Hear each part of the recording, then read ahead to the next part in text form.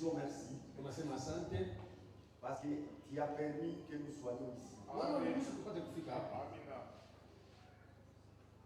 Tout ce que nous pouvons faire sans toi, ça n'ira pas.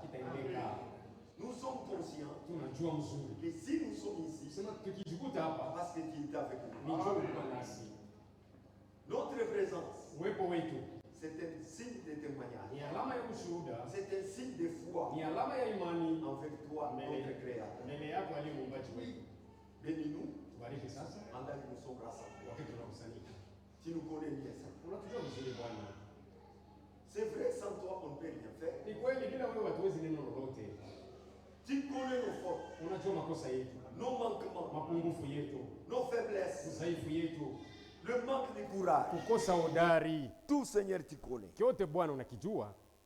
Nous voulons que par ta parole qui sera prêchée, nous puissions être fortifiés, élevés, avoir, Seigneur, la conduite, que nous puissions être instruits, et par-dessus tout, donnez-nous encore la foi pour résister dans ce temps où nous vivons à toutes les risques du diable. Nous venons de lire une requête spéciale. Notre sœur a l'enfant qui a une tête troublée.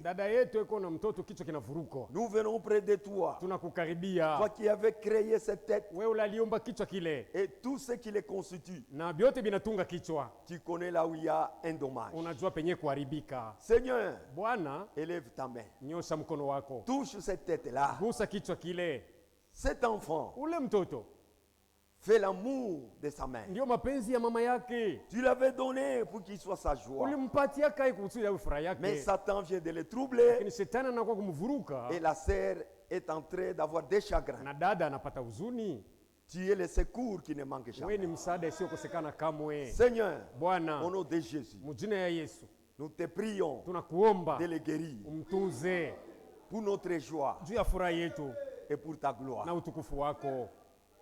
Nous avons les autres qui t'ont remercié parce qu'ils ont vu ta main dans leur vie. Que l'honneur te revienne du haut du ciel. Ensemble, nous remettons à toi. Pendant que nous allons écouter ta parole, bénis ton serviteur que tu vas utiliser. Que tout soit pour notre bien et pour notre édification. Au nom du Seigneur Jésus-Christ. Amen. Asseyez-vous. Nous avons un visiteur. Venez, frère. Je crois que c'est sa première fois dans cette église. Mais il est un ancien dans la foi que je connais personnellement. Un homme de bien qui aime beaucoup le Seigneur Jésus-Christ. Son nom, c'est le frère Kalouembe. Qui le connaît? Que Dieu bénisse. C'est le pasteur de l'église tabernacle de Katebi Shakaton. Dieu a voulu qu'il soit avec nous. Est-ce qu'avec joie vous l'accueillez au nom du Seigneur Jésus-Christ? Amen. C'est lui qui va commencer aujourd'hui jusqu'à dimanche. Karibu sana. Mungu abariki.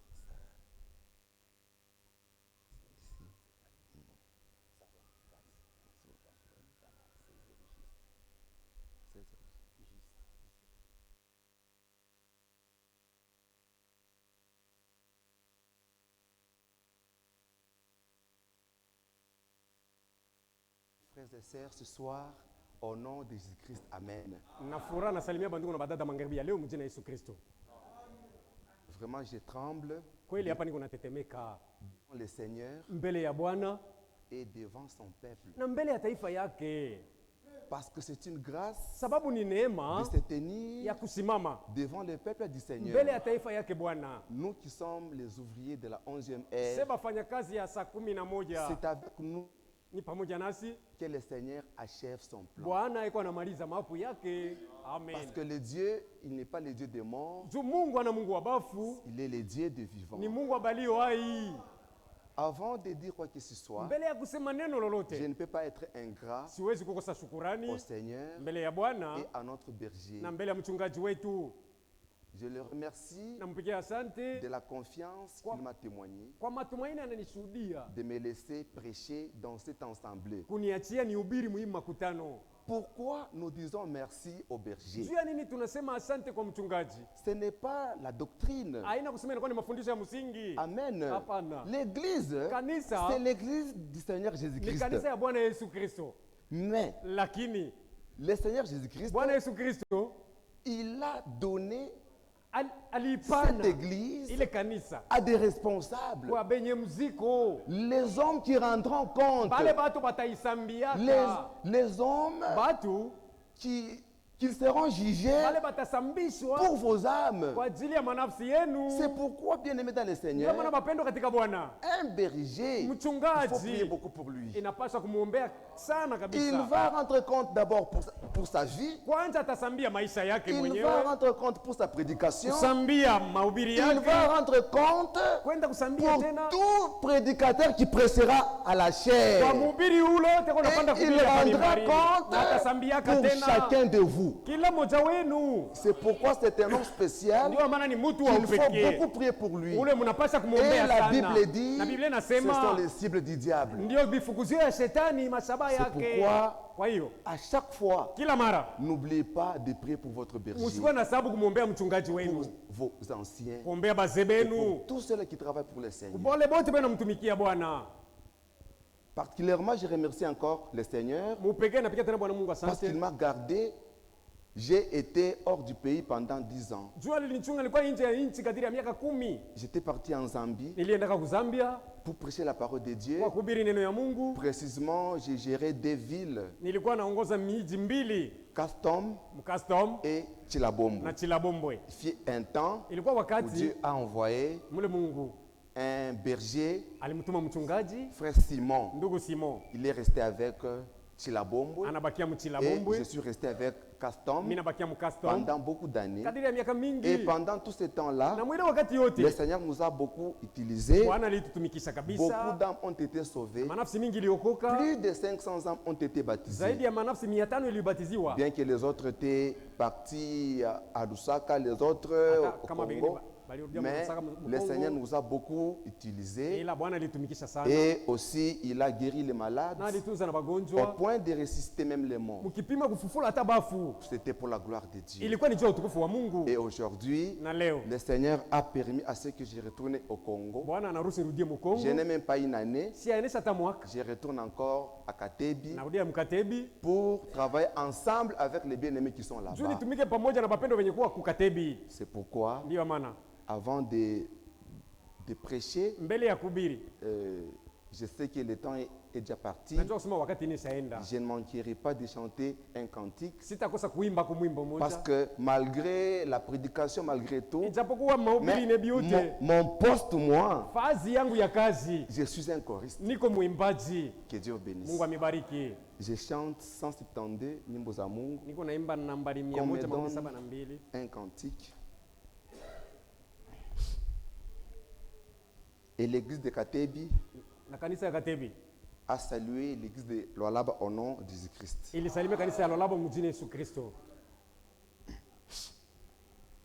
On me donne la gamme de Ré bémol.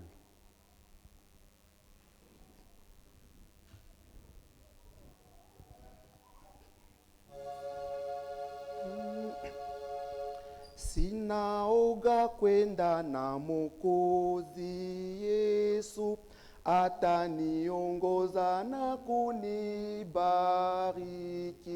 Bila Yesu sitakuwa na furaha. Yesu tu anafukuza oga ote.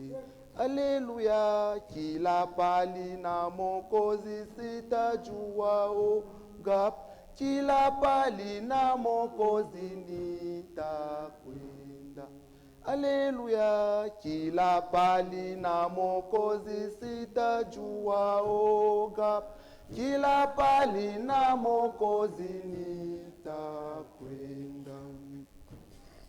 Na Mwokozi sitakuwa peke yangu, hata nikiachwa na rafiki zangu, hata akiniongoza kwa mateso, nitasifu kwani Yesu ni karibu. Haleluya, kila pali na Mwokozi sitajua oga, kila pali na Mwokozi nitakwenda.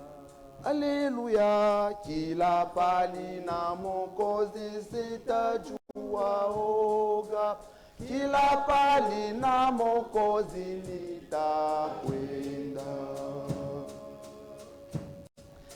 Kila pali Yesu anaponituma kutangaza neno lake la okovu, nitapenda kwenda kama akiita, au kubaki hapa kama kitaka. Haleluya, kila pali na Mwokozi sitajua oga, kila pali na Mwokozi nitakwenda.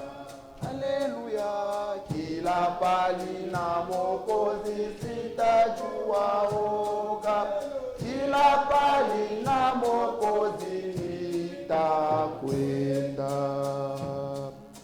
Yesu ni pamoja nami nitalala, saa ya giza na usiku bila oga, nikijua kwake mbinguni nitafika, na safari hapa litamalizika. Haleluya, kila pali na Mwokozi sitajua oga, kila pali na Mwokozi nitakwenda. Haleluya, kila pali na Mwokozi sitajua oga, kila pali na Mwokozi nitakwenda. Lèvons-nous tous ensemble pour la lecture de sa parole. Pamoja tusimameni kwa usomi wa neno lake. Exode chapitre 14, le verset 15. Kutoka 14 mstari wa 15. L'Éternel dit à Moïse, Milele akamwambia Musa, pourquoi ces cris? Kwa nini malalamiko haya? Parle aux enfants d'Israël, sema na batoto ya Israeli, et qu'ils marchent. Na batembee tu. Dans le verset 16, mstari wa 16, lève ta verge, we nyosha bakora yako, et tends ta main sur la mer, nyosha mkono wako pa bahari, et fonds-la. Na uikabule pakati. Et les enfants d'Israël entreront au milieu de la mer à sec. Na batoto ya Israeli batapita katikati ya hii bahari pakavu. Que le Seigneur ajoute ses bénédictions à sa parole. Bwana ongeze mabaraka yake kwa neno lake. Mettez-vous assis. Kale.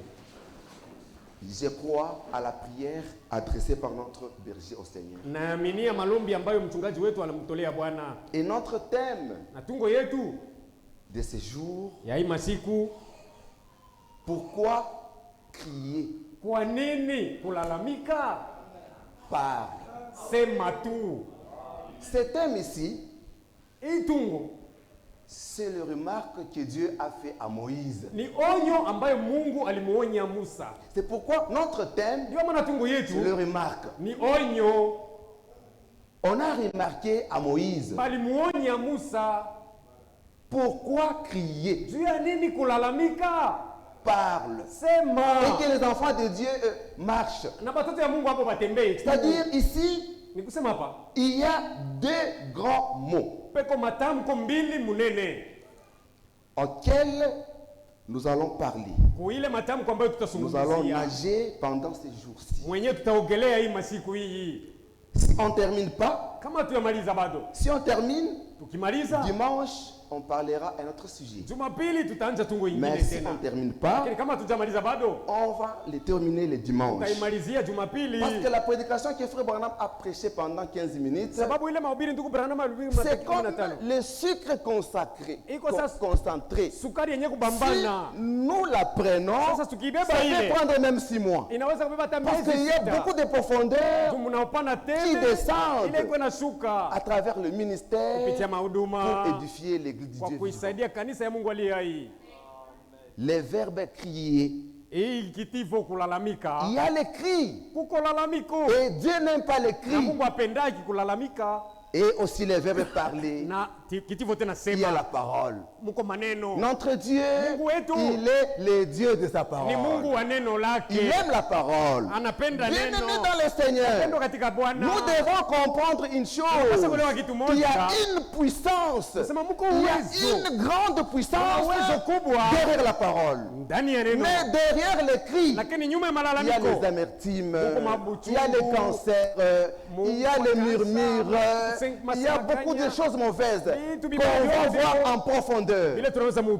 Mais derrière la parole, il y a la vie, il y a la puissance, il y a la résurrection, il y a le salut, il y a les remèdes. C'est pourquoi aujourd'hui, on commence avec une partie, le verbe parler. Bien aimé dans le Seigneur. Même la Bible dit, faute d'une assemblée qui délibère,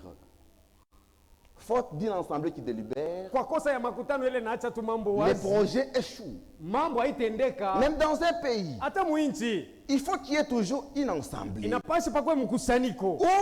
les honorables se rencontrent, ils s'assient là-bas pour traiter les affaires du pays. Quand quelque chose ne marche pas, on s'assoit dans un palais, on parle, on traite, et c'est là qu'il y aura une remède, c'est là qu'il y aura la solution. Dans la parole, il y a toujours une remède. C'est pourquoi nous allons parler de la parole. Nous allons donner un exemple d'un homme qui a un problème. Kuna mambo munene sana konenda mbio sana. Anafika kunyumba, anasimama nasa. Il commence à crier. On va lui dire, tulizana. Tranquillise-toi d'abord. Tranquillise. Papa, maman bilikuya, bari mupika. Tulizana mbele. Tranquillise-toi d'abord. Tulizana mbele. Tranquillise-toi d'abord. Marjanette, donne-lui un verre d'eau. Tranquillise-toi. Kunyamai. Bois un peu d'eau. Il prend de l'eau et viens maintenant. Entre. Prends la chaise. Chungambele. Attends encore. Je ne te donne pas encore la parole. Attends, soyez patient. Je viens. Vous verrez quelqu'un rester là, il est en train de ronfler. À un certain moment, alors je vais venir. Quel est ton problème? Parle maintenant. Mon problème est comme ça. Ce n'est même pas un grand problème. C'est un petit problème auquel il y a déjà une solution. Les problèmes que tu as dans ta vie, ce n'est pas un grand problème. La solution, depuis le jour de Golgotha, c'est un petit problème que le Seigneur a vaincu sur la croix. Même la maladie que tu as, ce n'est même pas une grande maladie, c'est une petite maladie que le Seigneur a vaincu sur la croix. Même le cancer, n'importe quelle maladie. Mais tiens qu'à nous qu'on a audace à kusema, we malaria yako kunaishi anta lui. Ta maladie, c'est fini. Non, on est tika sema tu acceptes aussi que tu as déjà échoué. Honte à toi aussi. Tu n'as jamais écrit. Parle. C'est ma tour. Réserve-toi avec beaucoup de patience, avec beaucoup de tempérance, parce que nous avons un grand Dieu qui ne dort pas, jour et nuit, il entend même 1000 personnes en train de parler, et Dieu écoute chacun comme s'il parlait avec Dieu. Notre Dieu, il écoute la prière des justes. Souvent, nous les hommes, quand on nous amène des problèmes, même fois, nous nous fâchons. C'est ça, nous les hommes. Mais Dieu, à l'heure qu'il est en train d'entendre, d'écouter de milliards de prières au même instant. Et Dieu écoute chacun de nous. Et il donne même la solution. Honte à toi, toi qui n'as pas la foi. Amen. C'est vrai. Même dans une maison, il faut qu'il y ait le dialogue. Même entre l'homme et la femme et les enfants. Imaginez-vous dans une maison, un enfant qui est né dans une maison d'un président ou d'un ingénieur, de quelqu'un qui est friqué d'argent. Cet enfant-là, il ne fait que murmurer, pleurnicher, tu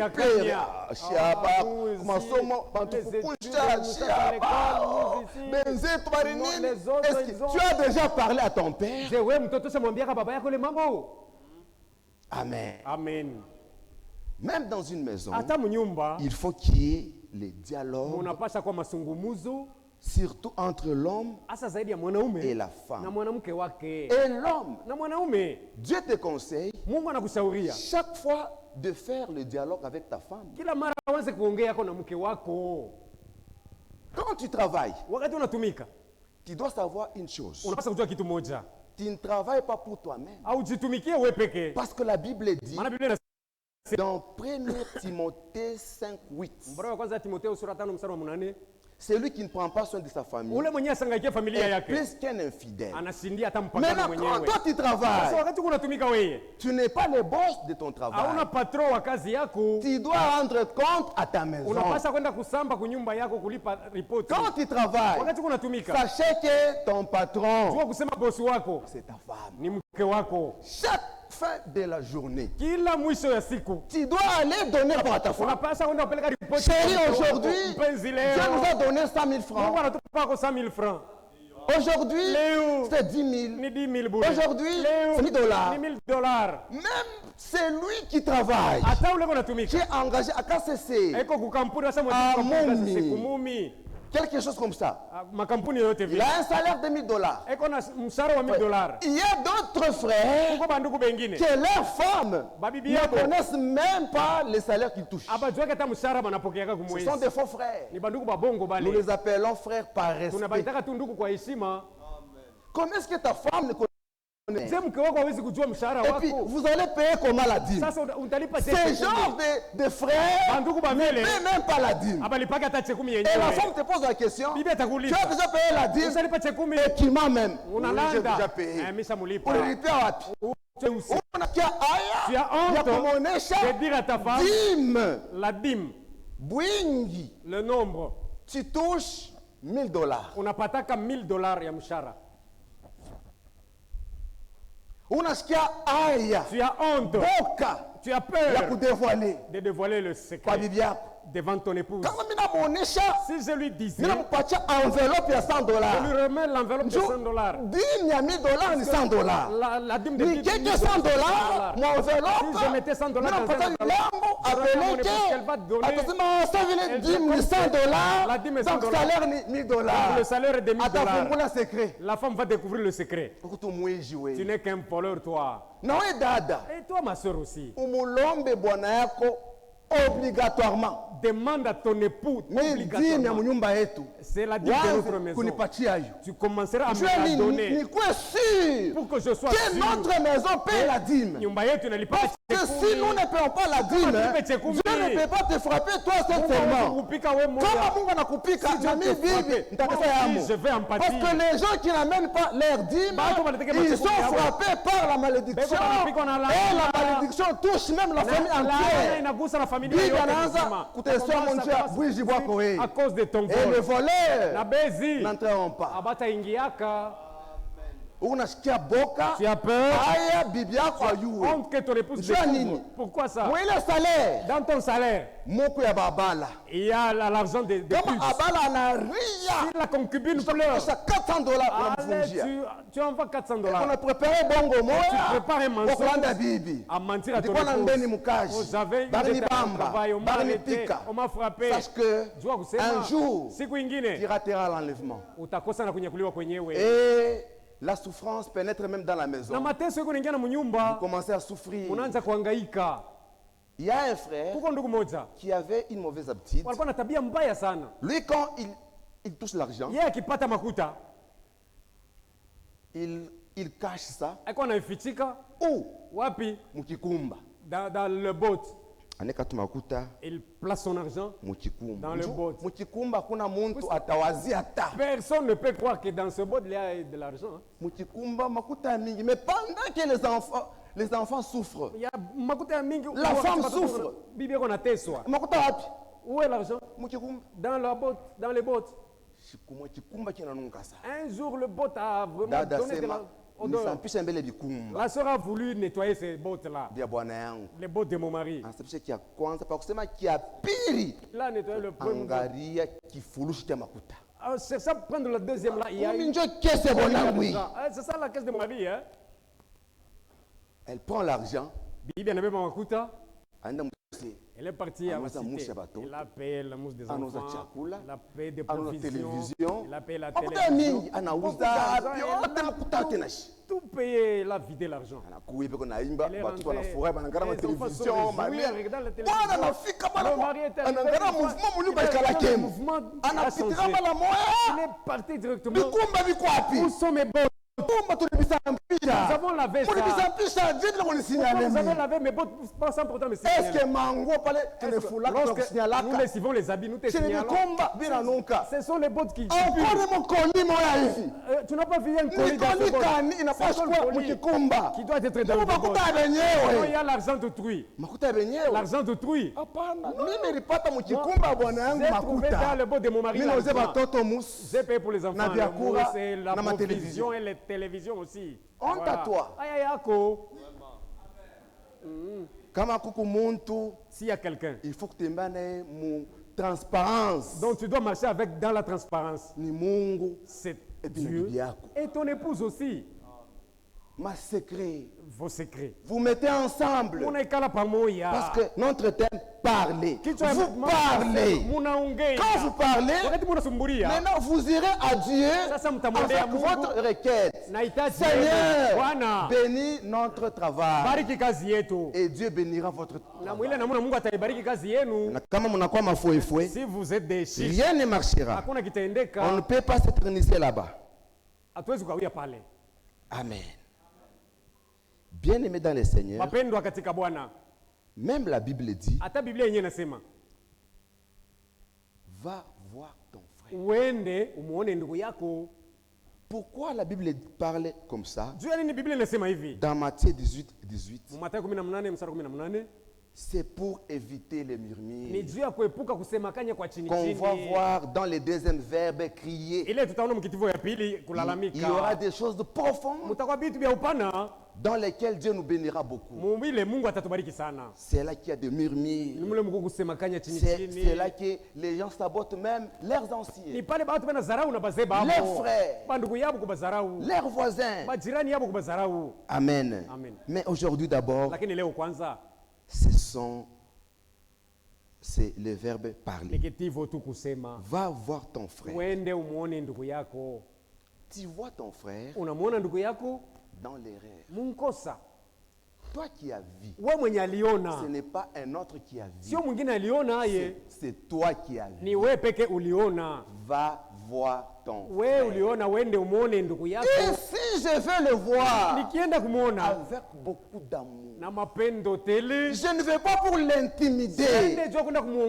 Parce que la Bible dit, vous qui êtes forts, corrigez avec douceur ceux qui sont faibles.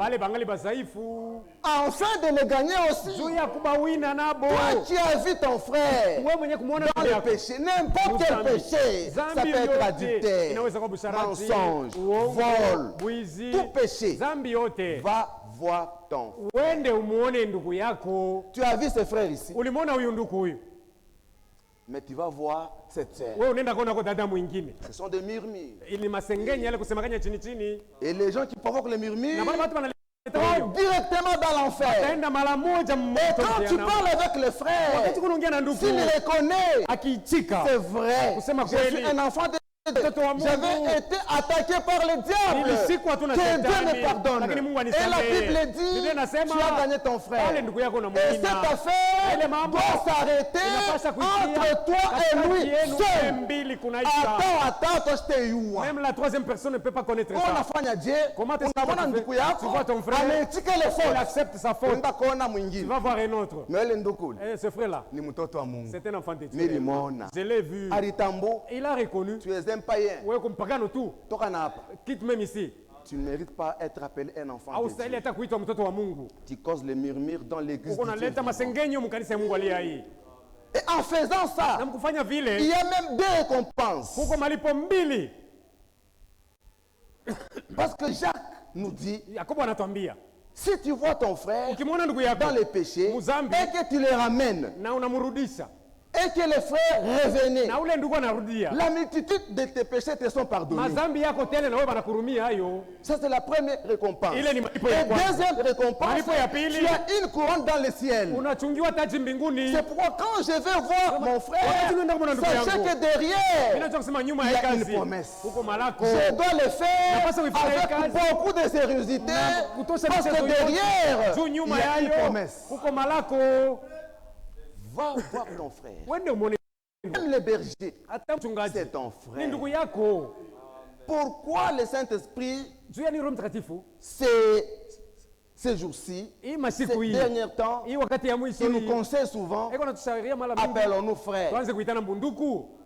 Pourquoi le diable est en train d'utiliser ces mots-là, appeler quelqu'un par son nom, apôtre, pasteur, surintendant. Cela commence à porter des limites. Je vois mon frère dans le péché. Il peut être apôtre. Amen. Il peut être qui que ce soit. Il est apôtre. Celui-là est un apôtre. Il est berger. Si je le voyais, comme ça, je veux le dire à son ancien. Non, ce n'est pas ça. Un ancien, ce n'est pas l'ancien qui a connu le berger. En tant que ton frère. Comme un étika, on a gagné ton frère. Pourquoi tu es ton frère? Non, frère. Laissons ces choses. Ceux qui font ces choses iront tout droit dans l'enfer. On nous a lu ici, dans les préalables, l'écriture qui m'a beaucoup pointé. C'est ma dehors. Les chiens, les calomniateurs, les idolâtres, les adultères, les débauchés, toute cette liste-là, ce sont des candidats pour l'enfer. Et ceux-là qui partiront à l'enfer, ils vont venir, c'est frère. Ne mentez même pas pour le diable. Pourquoi? Diable, lui, quand il a péché, dès le premier jour, il avait été chassé dans la présence du Seigneur. Et Dieu a prononcé dans sa propre bouche, l'enfer est créé pour toi. Dieu n'a jamais créé l'enfer pour les brebis, pour les hommes. L'enfer est créé pour le diable et les démons. Maintenant, le travail du diable, c'est quoi? Lui n'exige pas. Il propose les gens le péché. Il te propose le péché. Si il te gagne, si tu ouvres ton cœur, tu prends la décision de pécher, tu es candidat avec le diable pour l'enfer. Maintenant, si tu résistes, tu ne peux pas aller. Donc c'est toi-même. Ce n'est pas le diable. Dieu a donné à tout un chacun de nous le libre arbitre de choisir la vie ou la mort. Mais le diable, son souci, c'est aller en prison avec beaucoup de gens. Pourquoi aller en prison? Pourquoi aller à l'enfer pendant que le sacrifice est là? Amen. C'est pas bien. Va voir ton frère. Si ton frère refuse, prends avec lui le deuxième témoin. Sasa pamoja na wewe beba mshuhuda wa pili. Wewe ushene mbele kwa wale témoin, unamexpliquer mbele mambo. Ne va pas dire au témoin l'affaire. Accompagne-moi. Mwambie sasa unipeleke huko. Na mambo uteyua paka paka. Et tu connaîtras là où nous allons la faire. Munenda déjà. Vous allez ensemble. Ndugu yangu, mon frère, selon la parole de Dieu, fatana neno ya Mungu, je t'ai vu. Awache. Tu n'as pas abandonné. Bible nasema, la Bible dit, deuxième témoin. Mshuhuda wa pili. Na huyu frère huyu, et ce frère, na hii mambo, aneyua paka hapa. Il le connaît ici même. Ndugu yangu, mon frère, huyu ndugu, ce frère-ci, ni msharati. Il est adultère. Eko na vivre na dada fulani, il vit avec une telle sœur, ndugu fulani. Achache. Il n'a pas abandonné ça. Na wewe umconseille. Toi aussi conseille-le. C'est alors que le deuxième témoin a les mambo. Ule mshuhuda wa pili atafumbula ile mambo naye. On le prodigue des conseils. Il part. Les frères continuent. On prend le troisième témoin. Kouya frère. Viens frère. Nous venons encore. Il refuse. C'est alors qu'on va amener à l'église. L'église, c'est pas aller dire aux frères et sœurs. C'est voir les anciens. C'est voir les bergers. Et aussi, ils vont appeler les frères. Frère, tu es témoin. Tel frère est venu te voir. Deuxième témoin. Ils sont allés même au 5. C'est pourquoi l'affaire est dans nos mains. Nous te conseillons, selon la parole de Dieu, de laisser cette mauvaise vie. Et les frères, si ils croient, il croit, s'il se répand, cela termine. Vous avez gagné le frère. Maintenant, si il ne croit pas, c'est alors que les anciens vont dire ça à l'église. Pour que mambo bayoué, il n'a pas cherché à le proclame à la chair. Comment est-ce que vous reconnaissez ces affaires-là? Tu es un païen dans l'église de Lualaba. Un païen tout fait. Amen. Suis l'église. Une sœur païenne qui suit l'église. Les bergers ne connaissent pas d'abord. Toute l'église connaît la païen. Tu n'as jamais été notre sœur. Nous t'appelons sœur par respect.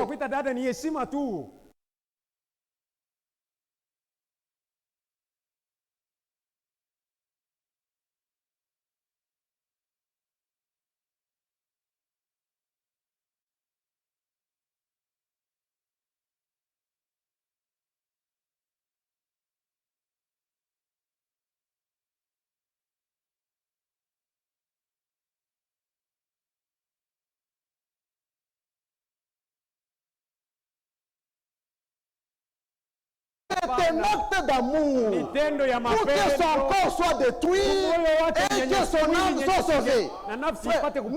Nous ne venons pas ici pour sauver vos corps. C'est pourquoi on ne donne pas l'argent.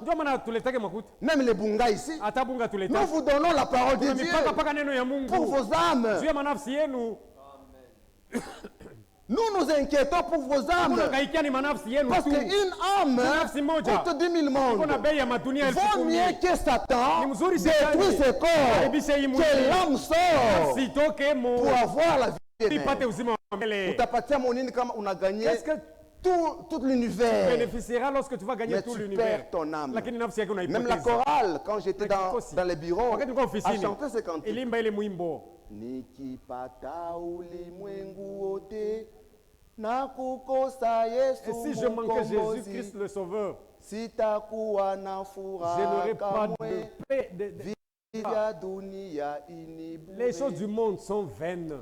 Quand nous te jetons dans le main du diable et que le diable te frappe par la permission du Seigneur et que tu meurs, mais Dieu, comme tu es son enfant, il te fera grâce d'arranger ta vie pour que tu ne sois pas perdu.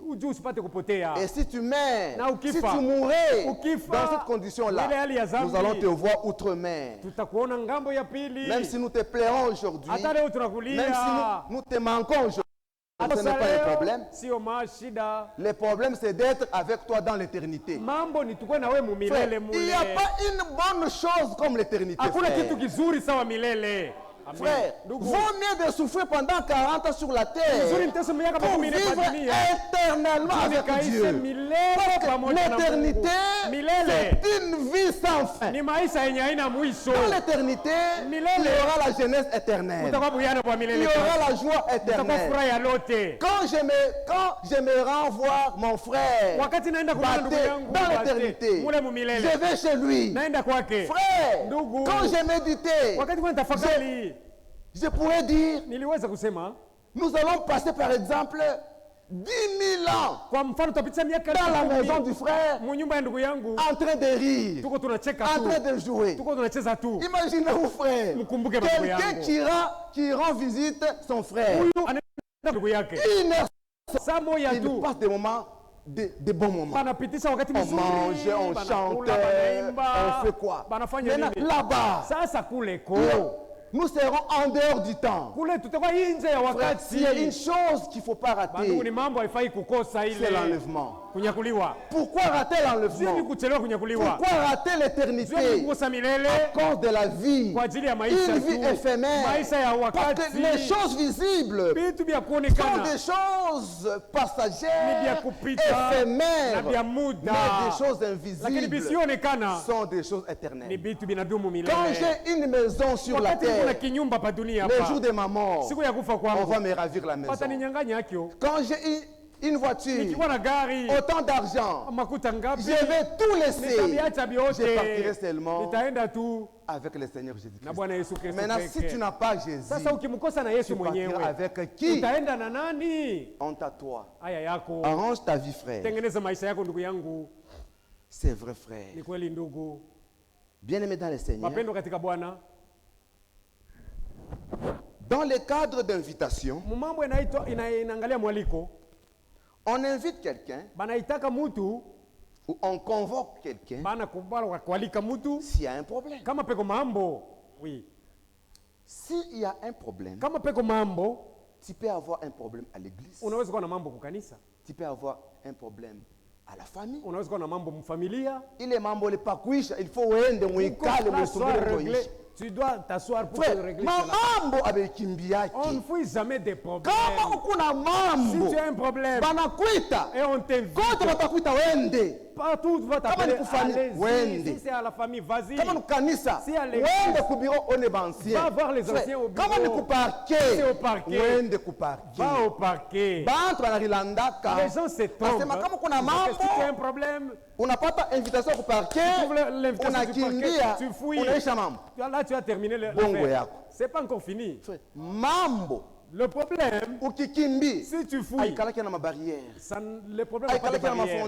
Ça n'a pas de frontières. Même si tu vas en Amérique, tu as laissé le problème quelque part. Le problème va te poursuivre jusque-là. Et ça va te frapper. Il faut que tu puisses terminer cela. Tu as une occasion d'arranger un problème dans n'importe quel niveau. Tranquillise-toi d'abord. Termine cette affaire. Même au parquet. Conscient. Là, tu reconnais que tu as fait quelque chose. Et cela, tu mérites la prison. Tu mérites l'amende. Dans la prison, les gens pensent mal. Parfois, au parquet. Ce sont des serviteurs de Dieu aussi. Parfois, dans d'autres pays, il y a des fraudes. Même les juges, quand ils jugent, parfois l'Esprit de Dieu les aide. Parce qu'ils jugent les hommes créés par Dieu. Peut-être mon a porté plainte. Peut-être celui qui vous comparez. A porté plainte. Celui qui a porté plainte, il est fauté, il va en prison. Et tu vas on t'a invité là-bas. Il y a un problème, tel problème. Sois honnête. Où est-ce que si tu disais la vérité, on a écrit ça aussi. Oui. Ndio. C'est fauté. On va t'arrêter. On va t'exiger une certaine amende. S'il s'agit de payer ta maison, qui est locataire, que tu restes locataire, pour qu'il est membre ici, faites-le. S'arrête. Fanya tout, aussi ça. Parce que Bujima, la vie va te donner une autre maison. Le problème, tu vends ta maison. Termine ton affaire. Libre. Là, tu es libre. Même si tu as honte, on t'a arrêté. C'est le gouvernement qui t'a arrêté. Il avait droit de faire ça. Regardez cet homme de Golgotha. Tous deux insultés. À un certain moment donné, celui qui était à sa droite dit, tais-toi. Toi et moi, nous sommes des coupables. Nous méritons la mort. Mais lui qui est au milieu, il ne mérite pas la mort. Et il dit à Jésus, Seigneur, souviens-toi de moi le jour où tu seras dans ton paradis. Et Jésus lui dit, aujourd'hui même, tu seras avec moi dans le paradis. Il a reconnu qu'il était coupable.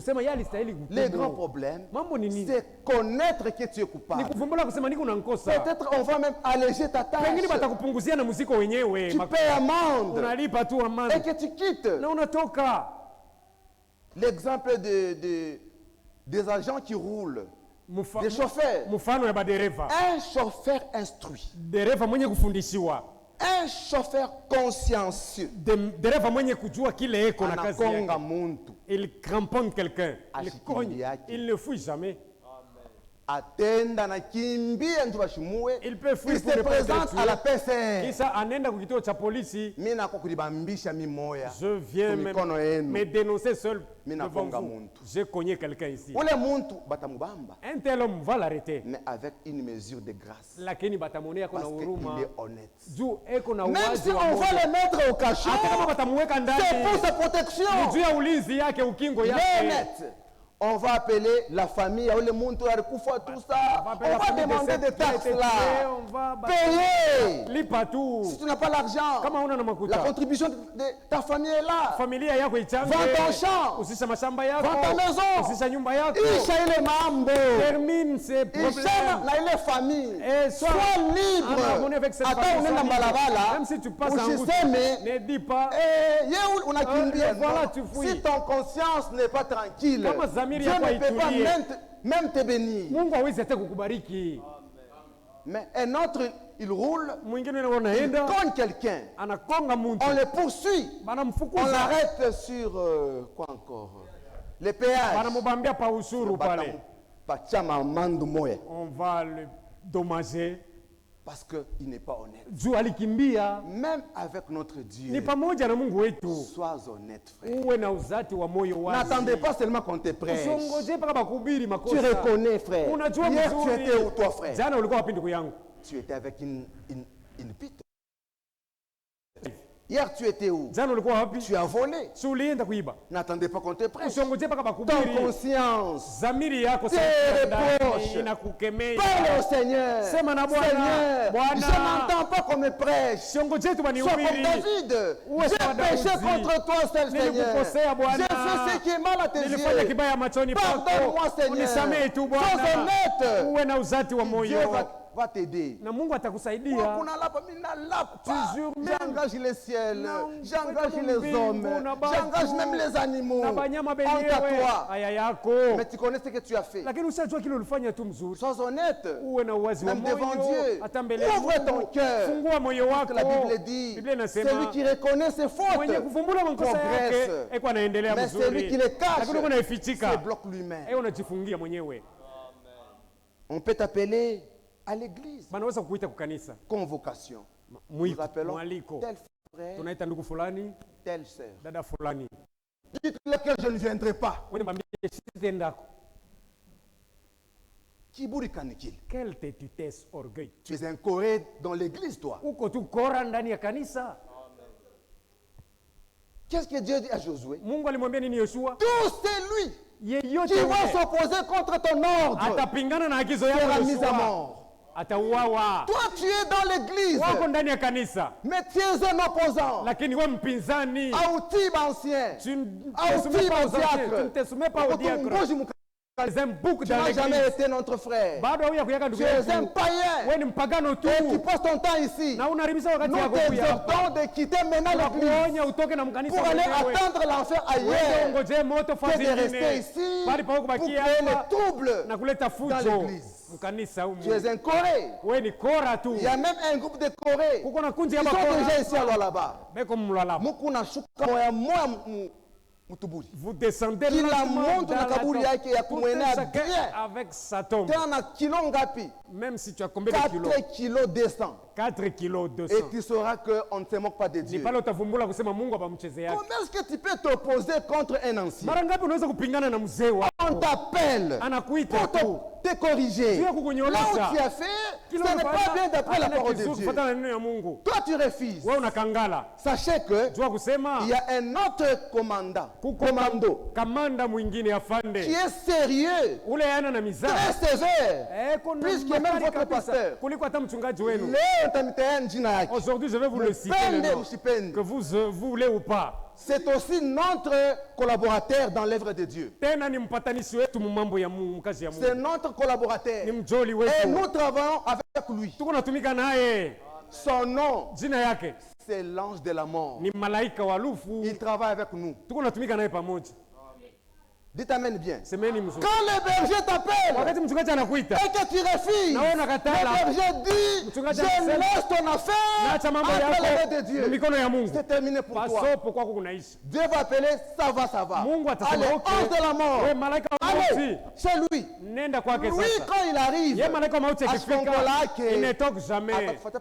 Il va te poursuivre même dans la chambre à coucher. Dites amen bien. Que Dieu vous bénisse. On continue demain.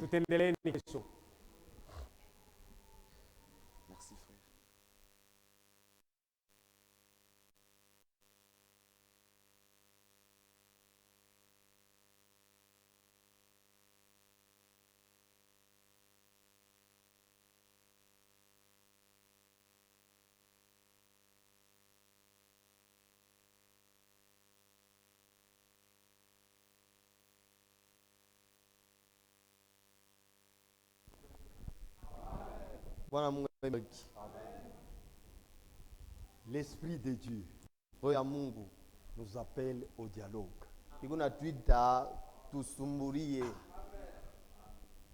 Dieu veut que nous parlions. Mungu anataka tuseme. Parlez avec lui. Kusema naye. Parlez avec quelqu'un avec qui vous avez un problème. Sema na muntu ule unaye mambo. Ne pleurez pas. Ushanze kuriaria. Ne criez pas. Hapana kulalamika. Ne vous grattez pas les cheveux. Ushanze kupalula mkichwa habari ya kusema. Parlez. Sema tu. Dieu écoute. Mungu anasikiaka. Quand tu pleures, ukilia, tu n'auras pas la solution. Hautapata jibu. Quand tu gémisses, ukianze kunungunika, tu n'auras pas la solution. Jibu hautaipata. Dieu a dit à Moïse, Mungu alimuonesha Musa, dis à ce peuple, ambia itaifa, pourquoi il crie? Ninjua nibeko nalalamika, mais qu'il parle. Shibaseme, qu'est-ce qui ne va pas? Ni nini aendeke? Qu'il parle. Baseme, moi je vais écouter. Mimi napenda nibashiki. Mais il pleure. Bobe unarialia. Qu'est-ce que moi je dois savoir? Mimi nitayua beko na mambo. Que Dieu connaît tout. Hata kama Mungu anayuaka yote. Il aime nous sentir parler. Anapenda kutushikia shi tuseme.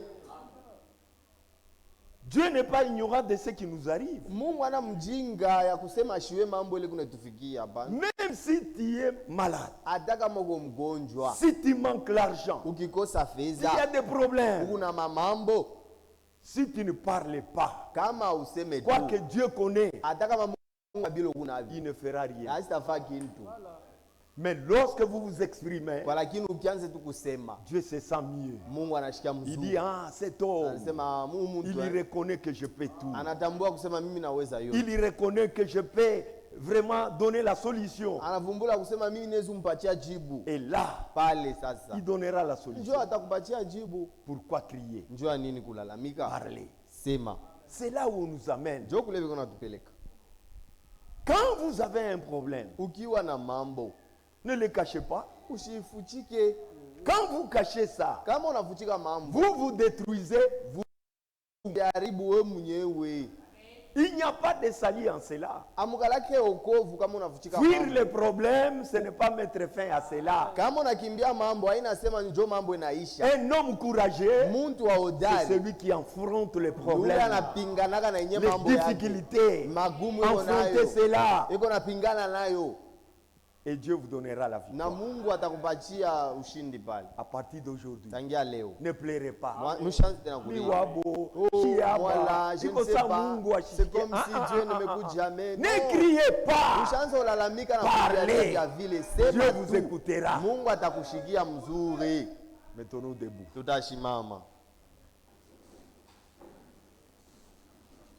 Inatushi indakufa